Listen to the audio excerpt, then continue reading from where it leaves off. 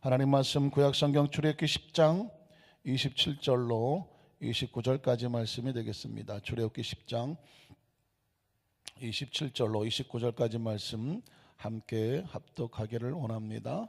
야훼께서 바로의 마음을 완악하게 하셨으므로 그들 보내기를 기뻐하지 아니하고 바로가 모세에게 이르되 너는 나를 떠나가고 스스로 삼가 다시 내 얼굴을 보지 말라.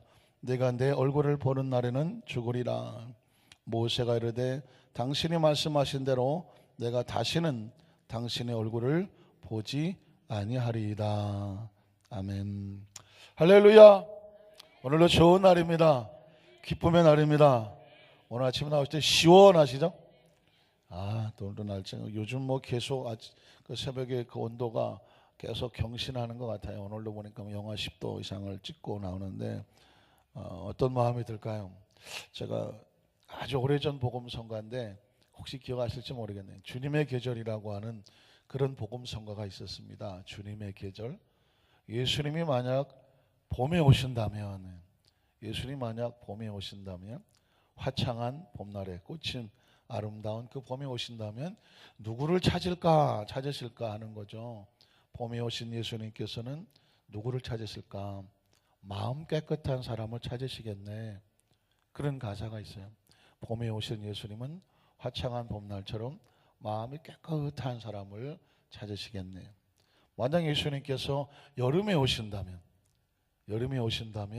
누구를 찾으실까요? 뜨거운 태양 아래, 그 장렬하는 태양 아래 그 계절에 주님이 오신다면 사랑으로 마음이 뜨거운 사람을 찾으시겠네. 그런 가사가 있어요. 여름에 오시는 주님은 뜨거운 사랑의 마음을 찾으신다. 그러면 만약 예수님께서 가을에 오신다면 오곡백화가 만발하고 황금 물결이 들판에 출렁거리는 가을에 오신다면 예수님께서는 어떤 마음을 또 찾으실까? 마치 농부와 같이 성실하게, 그렇죠? 최선을 다해서는 성실한 마음을 찾으시겠네. 그런 가사가 있어요. 이제 마지막, 예수님 만약에 추운 겨울에 오신다면 어떤 마음을 찾으실까? 그 가사에 보면 추위를 녹일 수 있는, 또 주위를 녹일 수 있는, 따뜻하게 할 수 있는 따뜻한 마음을 찾으시겠네. 그러면서 고난의 계절에, 겨울은 많은 만물들에게 약간 고통스럽고 고난스러운 계절이죠. 그러나 그 고난스러운 계절에 주님이 오신다면 고난 속에서도 추워하지 아니하고 주위를 따뜻하게 할 수 있는 그 따뜻한 마음을 가진 사람을 찾으신다라는 가사가 굉장히 인상적이었습니다. 그러니까 이거 추워가 아니라 추운 날씨에 주위를 돌아다보면서 혹시 더 추운 사람들의 마음을 따뜻하게 해줄 수 있는 그런 마음을 가진 사람을 주님께서 찾으신다. 한번 따라하실까요? 날씨가 이렇게 추운 것은 주위에 더 추운 사람들을 따뜻하게 하라고. 소리가 점점 기어 들어가는, 따뜻하게 하라고 날씨가 추운 거예요. 오늘 하루도 따뜻한 마음을 가지고 겨울에 주님이 오셔도 주님이 누굴 찾으시는, 저와 우리 모두를 찾으시는 그런 마음이 됐으면 좋겠습니다. 한번 따라 하실까요? 하나님의 얼굴 보기를 사모하라. 하나님의 얼굴 보기를 사모하라. 이런 제목으로 말씀 은혜를 나누기 원합니다. 본문과 관련이 있어서 세 가지 질문을 하고 싶은데, 애굽에 내리는 9번째 재앙의 의미는 무엇일까? 벌써 10가지 재앙 가운데 9번째가 오는데, 9번째 재앙은 기억하시죠? 갑자기 태양이 가리워지고 온 세상이 어둠컴컴해지는 재앙이 바로 흑암의 재앙이 9번째 재앙입니다. 왜 하나님께서는 온 세상의 빛을 차단하고 흑암으로 가득 덮으셨을까 하는 거죠. 이유가 있습니다. 바로 애굽의 왕과 백성들은 어떤 신을 섬겼다고요? 태양신을 섬겼습니다. 참 희한한 것은 하나님을 잘 모르는데 뭔가 인간을 초월하는 어떤 신적인 존재를 찾았던 나라들은 동서고금을 막론하고 그들은 태양신을 섬겼습니다. 일본도 마찬가지죠. 일본도 태양신을 섬겼습니다.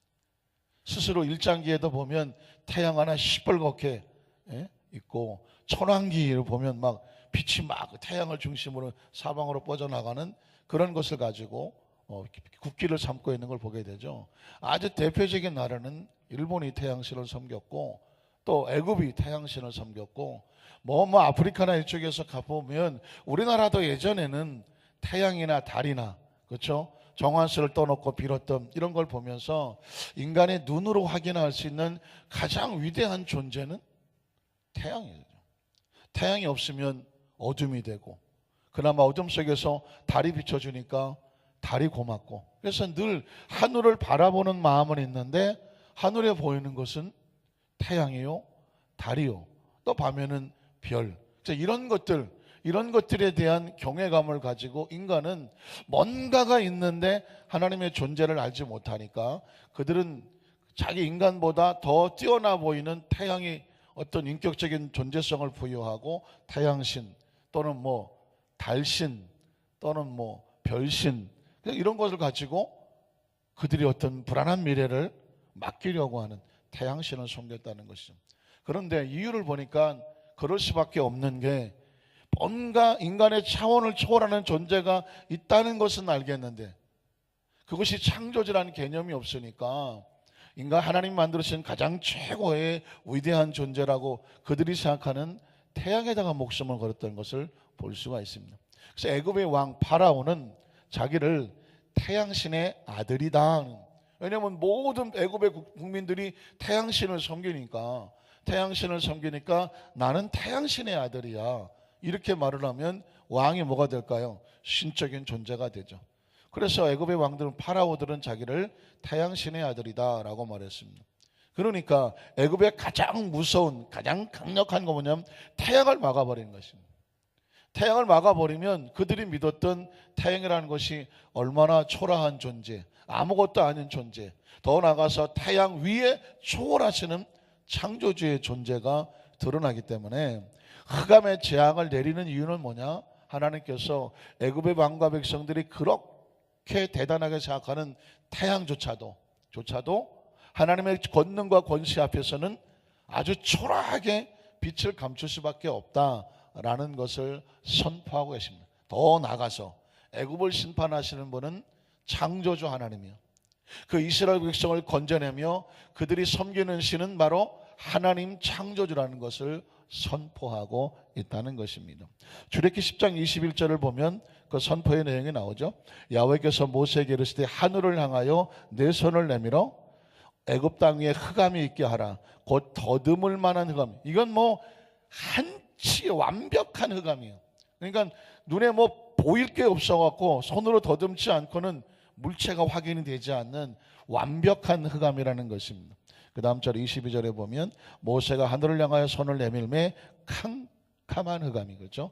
캄캄한 흑암이 3일 동안 애굽 온 땅에 있어서, 그 다음에 그동안은 사람들이 서로 볼 수 없으면 컴컴하니 볼 수가 없죠. 자기 처소에서 일어나는 자가 움직였다가는 그대로 어떻게 될지 모르니까 일어나는 자가 없으되 온 이스라엘 자손들에게 거주하는 곳에는 뭐가 있었더라? 빛이 있었다는 거예요.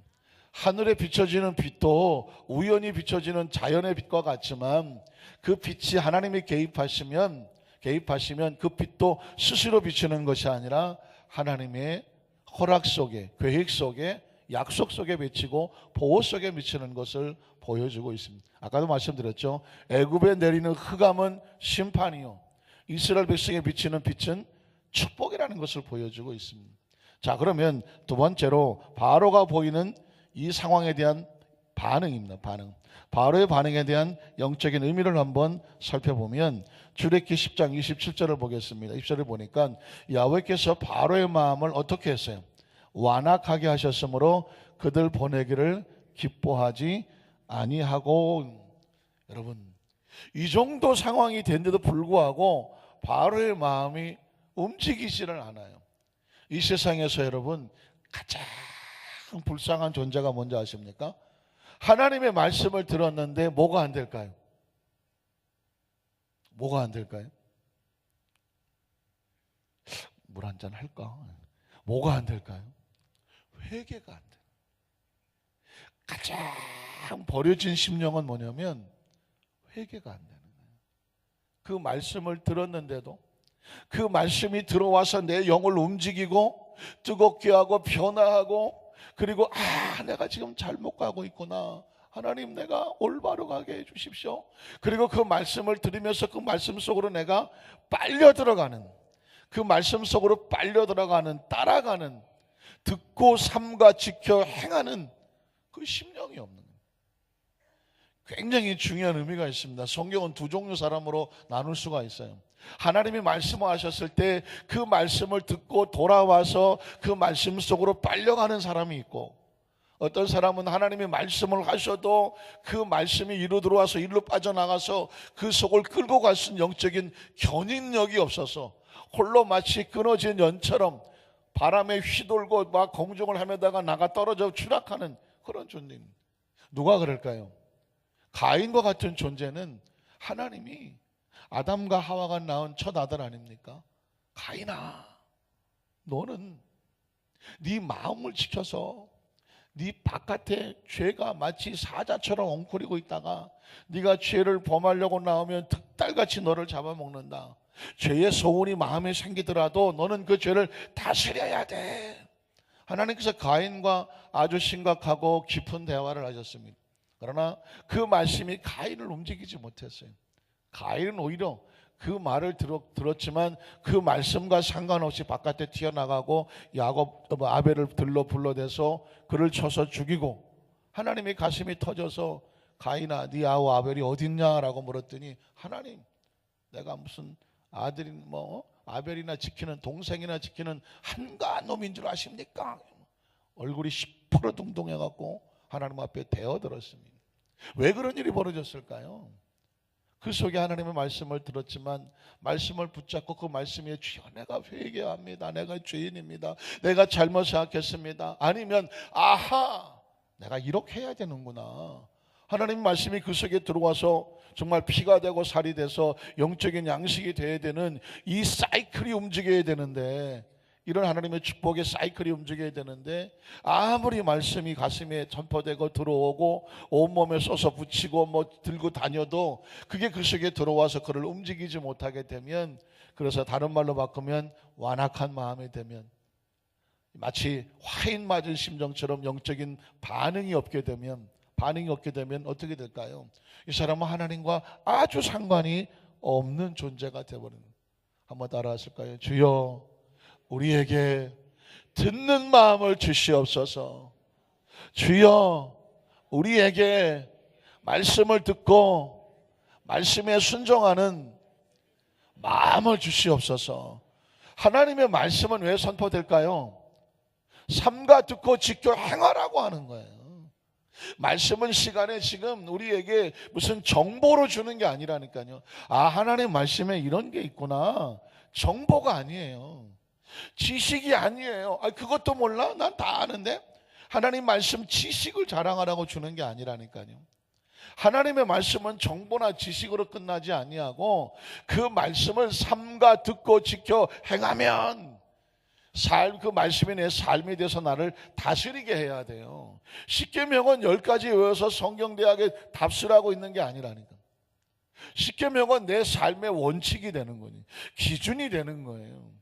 내가 어떻게 살아야 되나, 어떻게 판단해야 되나, 내가 지금 이 상황 속에서 이걸 내가 어떻게 결정해야 되나, 내 기분이 있고 내 감정이 있고 내 욕구가 있고 내 욕심이 있고 본능이 있어서 막 이렇게 저렇게 하고 싶죠. 그때 내가 결단해야 될 최후의 마지막 보루가 뭐다? 하나님의 말씀이요 율례요 계명이요 법도라고 말하는 것입니다. 그래서 여러분, 이 말씀을 삼가 듣고 지켜 행하면 하나님께서 말씀은 내가 너를 세계 모든 민족 위에 뛰어나게 하실 거예요. 어디 있나요? 신명기 28장 1절에 나오는 거예요.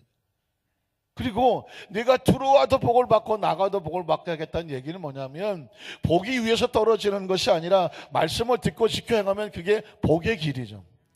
움직이면 복이 되는 것입니다. 믿으십니까? 그런데 여러분, 이 말씀만 하시는 것이 아니라 14절 이하, 신명기 18장 14절 이하에 보면 삼가 듣고 지켜 행하지 아니하면 네가 들어와도 저주받고 나가도 저주받고 이렇게 나옵니다.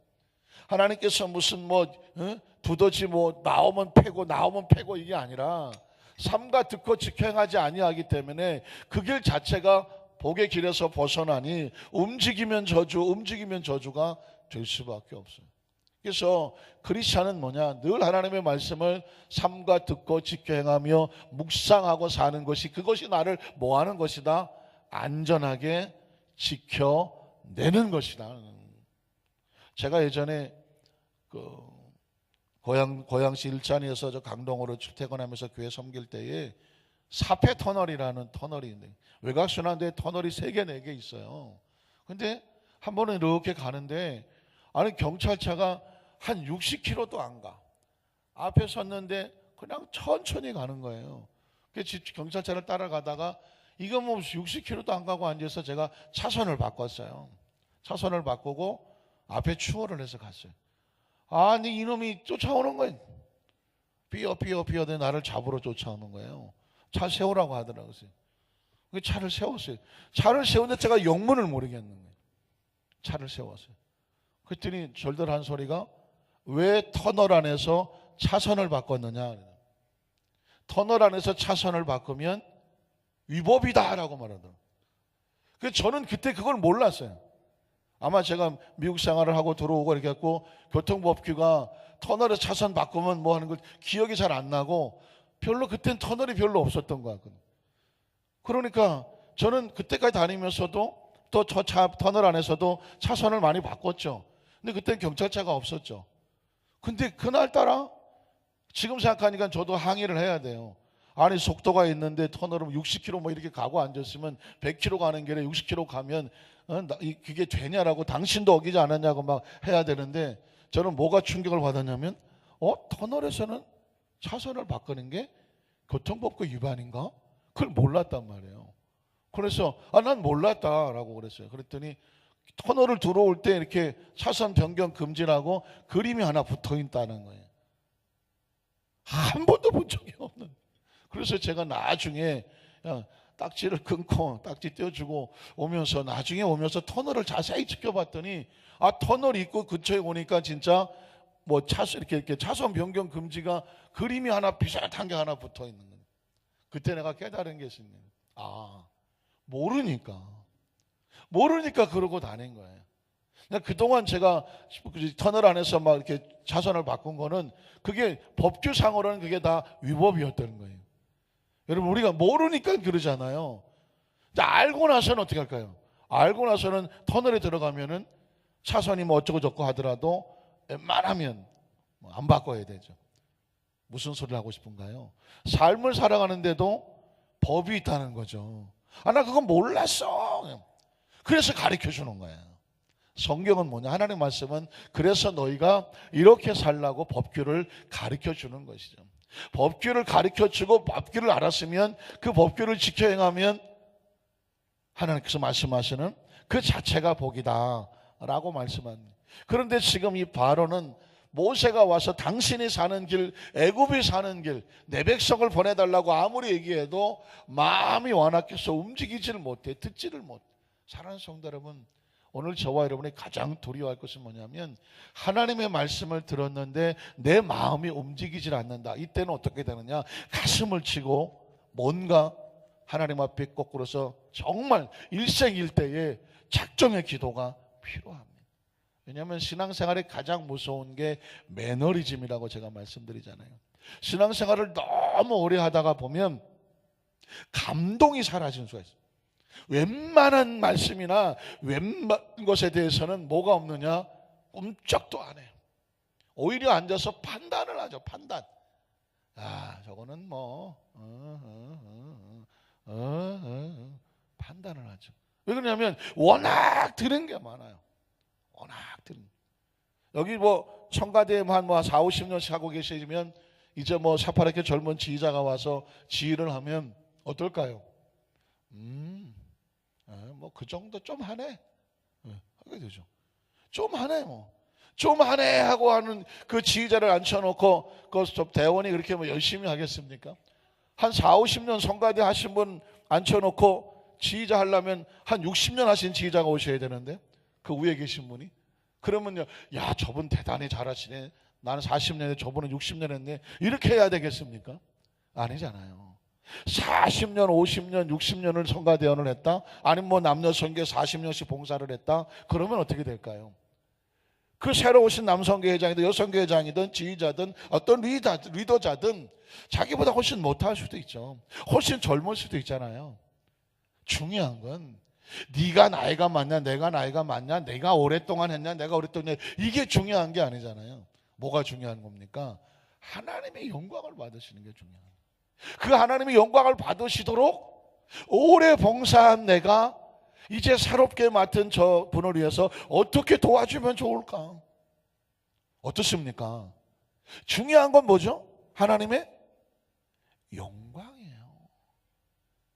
지나가는 어린아이가 외우는 성경 구절 한마디에 아이 참 저렇게밖에 못 외워가 아니잖아요. 지나가는 어린아이가 성경 구절을 외우는데 빵! 가슴에 부딪히는 거예요. 가슴에 부딪히는 거예요. 저는 최근에 지저스 크라이스트 슈퍼스타라고 하는 뮤지컬에 겟세마네라고 하는 부분을 한 36살 먹은 그 뮤지컬 댄서가, 뮤지컬 배우가 그 TV에서 그걸 하는 걸 보고 엄청난 전율을 느꼈습니다. 야, 제가 이렇게 쳐다보고 꼼짝을 안 했습니다. 저도 웬만하면 감동 잘 안 받죠. 다 어떡하라고 그러겠죠. 저도. 야, 예수님이 겟세마네 동산에서 그 심령을 꽉 하면서 하는 걸 뮤지컬로 노래하고 연기로 하는 거예요. 나이는 36살밖에 안 먹었어요. 야, 36살 먹은 배우가 지가 뭐 얼마나 깊이 예수님의 마음을 알아갖고 겟세마네 동산에서 예수님의 심정을 얘기한 뮤지컬이 뭐 다 그렇겠지 뭐. 처음엔 그런 눈으로 볼 수밖에 없어. 딱 들어가 시작하는데 제가 완전히 그냥 넉다운 됐어요. 눈을 돌릴 수가 없었고요, 숨을 쉴 수가 없었어요. 예수님의 그 심정을. 왜냐하면 그 한순간에서 수개월 동안을 온 스태프들이 모여서 악단, 오케스트라 주위에 같이 춤추는 가는 배우들 어마어마하게 한 거예요. 그렇다고 무슨 뭐 대공연장에서 한 것도 아니에요. TV에서 나와서 하는. 그때 깨달은 게 하나 있었습니다.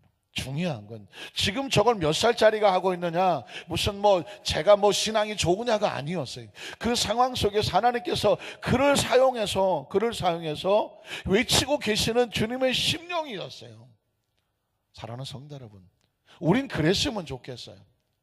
성가다가 잘하느냐 못하느냐, 아니면 뭐 누가 잘하느냐 못하느냐가 아니고, 우리가 지금 누가 저걸 하느냐가 중요한 것이 아니라 지금 이 상황 속에서 돌들이 소리질러 하나님을 찬양하겠다고 하는 말씀처럼 돌이 나타나서 돌이 외치는 게 중요한 것이 아니라 하나님을 외친다고 하는 심령에 우리가 마음이 그냥 활짝 열렸으면 좋겠다는 거예요. 세월이 지나가고 수십 년을 우리가 신앙생활을 하더라도 한 어린아이의 작은 신앙 고백 앞에서도 뭉클거리고 그냥 그래 주여 맞아요 주님, 오늘 주님 앞에 어린 심령으로 깨어진 심령이었으면 좋겠다는 것입니다. 왜냐하면 성경은 계속해서 10번의 재앙이 내릴 때까지 바로의 마음이 완악하고 바로의 마음이 완악하고 바로의 마음이 완악하고, 아무리 모세가 얘기해도 듣지를 않아. 왜 그랬을까요? 바로는 아직도 너보다는 내가 나 임마 모세한테 그러고 있기 때문에 그렇습니다. 한번 볼까요? 28절에 보면 이렇게 말해요. 바로가 모세에게 이르되 너는 나를 떠나가고 스스로 삼가 다시 내 얼굴을 보지 말라. 왜냐? 내가 내 얼굴을 보는 날에는 죽을 것이다. 바로가 지금 상황 파악이 안 되죠.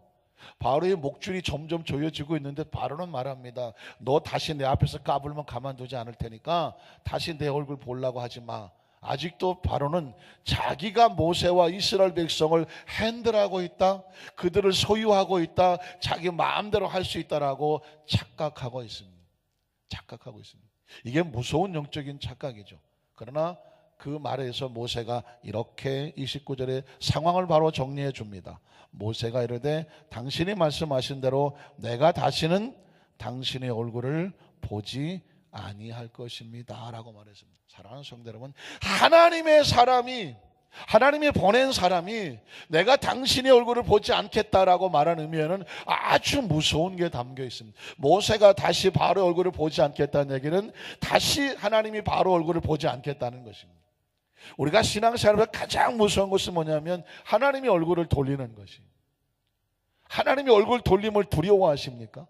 성경 속에서 하나님이 얼굴 돌릴 것을 두려워하셔야 돼요. 두려워하셔야 돼요. 하나님이 얼굴을 돌린다는 얘기는 하나님과의 관계가 단절이요. 그리고 관계가 뭔가 잘못됐기 때문에 하나님께서 그와 올바른 관계의 모습을 갖고 있기를 원하지 않는다는 거예요.